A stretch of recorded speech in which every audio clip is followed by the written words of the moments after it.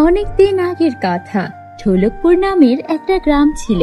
সেই গ্রামে এক কৃষক তার স্ত্রী ও তার মেয়ে মিঠিকে নিয়ে বসবাস করত। সে রোজ মাঠে কাজ করতে যেত। এমনই একদিন কৃষক কাজ শেষ করে এসে তার মেয়ে মিঠিকে ডেকে বলে, মা মিঠি, আমার শরীরটা তেমন ভালো না রে। মাঠে কাজ করে যে টাকা পাই তা দিয়ে কোনো রকমের সংসার চলে, আর এইভাবে অভাবে তোকে আমি কিভাবে পড়ালেখা করাবো? তোর পড়ালেখার খরচে আমি আর দিতে পারছি না মা, আমার দ্বারা আর সম্ভব নয়। থাক বাবা, আমি আর পড়ালেখা করব না। তুমি আমাদের পরিবারের জন্য অনেক কষ্ট করো। সত্যি বাবা, আমি তোমার এই ঋণ কখনো শোধ করতে পারবো না।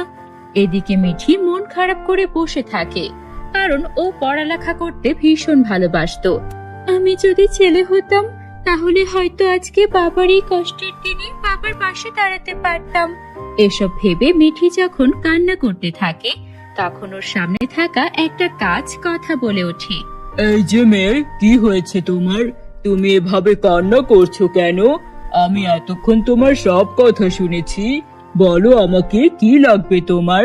বন্ধুরা, তোমরা যারা যারা গল্পটি দেখছো তোমাদের নাম কমেন্টে লিখে জানাও। আমরা নেক্সট গল্প তোমাদের নাম দিয়ে বানাবো। কে আপনি? আর আমি তো আপনাকে কখনো এখানে দেখিনি। গাছে কথা বলে এমনটাও তো কখনো বুঝতাম না। আচ্ছা, সেসব না হয় পরেই শুনলে, আগে বলো তোমার কিসের এত কষ্ট? তুমি কি চাও?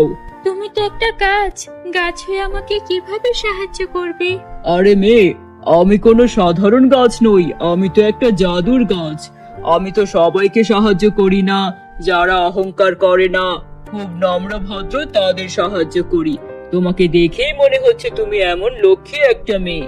জানো, আমাদের সংসারের অনেক অভাব, তাই আমি স্কুলে যেতে পারি না। আমাদের সংসারও ঠিক মতো চলে না। বাবা আমাদের সংসারের জন্য অনেক পরিশ্রম করে, আর বাবার এই কষ্ট দেখে আমারও অনেক কষ্ট হয় জি। আচ্ছা আচ্ছা, তাই নাকি? তাহলে তো খুবই দুঃখের কথা। আচ্ছা, তুমি মন খারাপ করো না, আমি তোমাকে একটা জিনিস উপহার দিচ্ছি। এটা নিয়ে তোমার পরিবার ভালোভাবে চলতে পারবে, আর কোনো অভাব থাকবে না তোমাদের, বুঝেছো? তারপর জাদুর গাছ মিঠিকে একটা গাভী উপহার দেয়। এটা তো দেখছি একটা গাভী। এই গাভী কি আমার জন্য? হ্যাঁ, এটা তোমার জন্য। এটা জাদুর গাভী, একে যখনই বলবে দুধ দিতে তোমাকে দুধ দেবে। এর দুধ কখনো শেষ হবে না। তবে মনে রেখো, যদি লোভে পড়ে বেশি দুধ চাও তাহলে জাদুর গাভী সারা জীবনের জন্য অদৃশ্য হয়ে যাবে। আচ্ছা ঠিক আছে, ধন্যবাদ তোমাকে।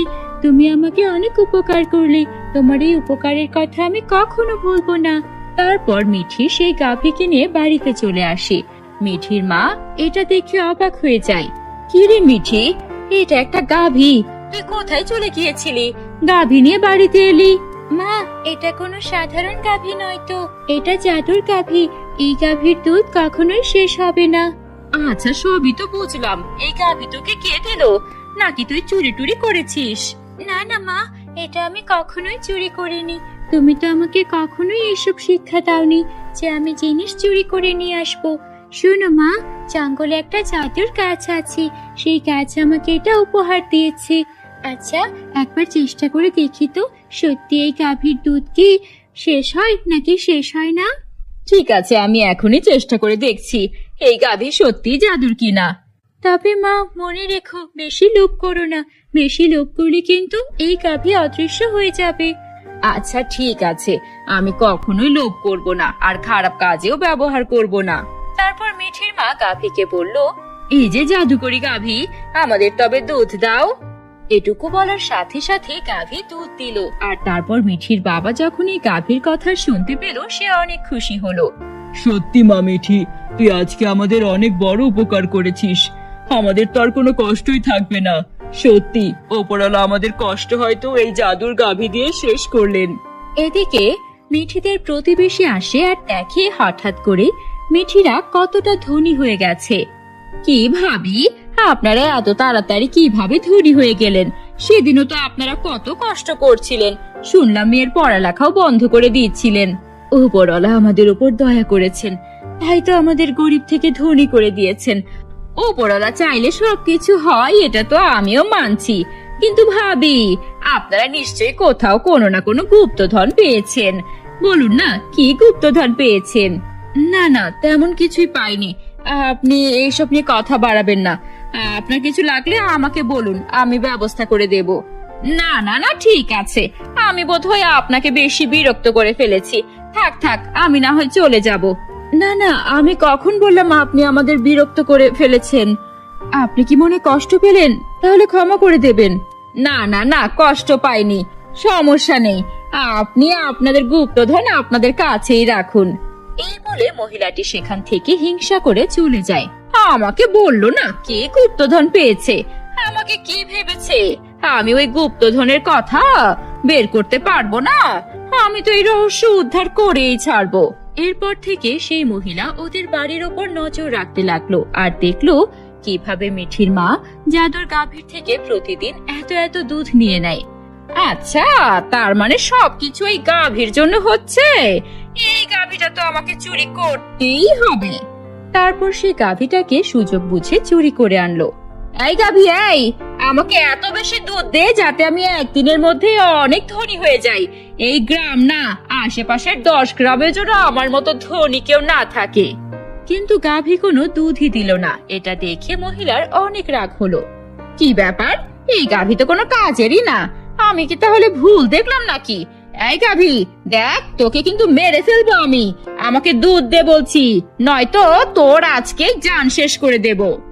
কিন্তু গাভীটি সেখানে ঠায় দাঁড়িয়ে রইল, একটুও নড়ল না। আরে, মনে হচ্ছে এটা কোনো কাজেরই না। ওরা হয়তো অন্য কোনো উপায়ে ধনী হয়েছে। যাই, আমি বরং এই গাভীটাকে ওদের ওখানে রেখে আসি। এই অকাজের গাভী আমি রেখেই বা কি করব? তারপর মহিলাটি গাভীটি নিয়ে মিঠিদের বাড়িতে দিয়ে আসে আর মিঠির মায়ের কাছে ক্ষমা চায়। আমাকে ক্ষমা করে দেবেন, আমি আসলে লোভে পড়ে এই গাভীটিকে নিয়ে গিয়েছিলাম আমার বাড়িতে। গাভী ভাবলাম আমাকে দুধ দেবে, কিন্তু এই গাভী তো কোনো কাজেরই না। আমি আসলে এমন কাজ করে সত্যি ঠিক করিনি। আপনি কাজটা মোটেও ঠিক করেননি। আমি তো বলেছিলাম আপনার কিছু লাগলে আমাকে বলুন, আমি আপনাকে সাহায্য করব। শুনেছি আপনার স্বামীর ব্যবসা ঠিক মতো চলছে না। এই নিন, এখানে 50,000 টাকা আছে। ভাইকে বলবেন নতুন করে শুরু করতে। সত্যি আপনারা কত বড় মনের। আর আমি কিনা আপনাদেরই হিংসা করেছি। আমাকে ক্ষমা করে দেবেন। আমিও আজ থেকে আপনাদের মতো ভালো মনের মানুষ হয়ে ওঠার চেষ্টা করব। আপনার মেয়ে মিঠিও অনেক ভালো। এমন মেয়ে যার ঘরে আছে সেই ঘরে তো সুখ আসবেই। আমি আসি। তারপর মহিলাটি সেখান থেকে চলে গেল। আর এভাবেই মিঠিদের সংসার জাদুর গাভীর জন্য সুখে শান্তিতে চলতে লাগলো। বন্ধুরা, গল্পটি কেমন লেগেছে? ভালো লাগলে একটা লাইক করে দিও। আর আমাদের চ্যানেলে নতুন হয়ে থাকলে আমাদের চ্যানেলটিকে সাবস্ক্রাইব করে পাশে থাকা বেল আইকন অন করে দিও। Bye bye. Please like and subscribe.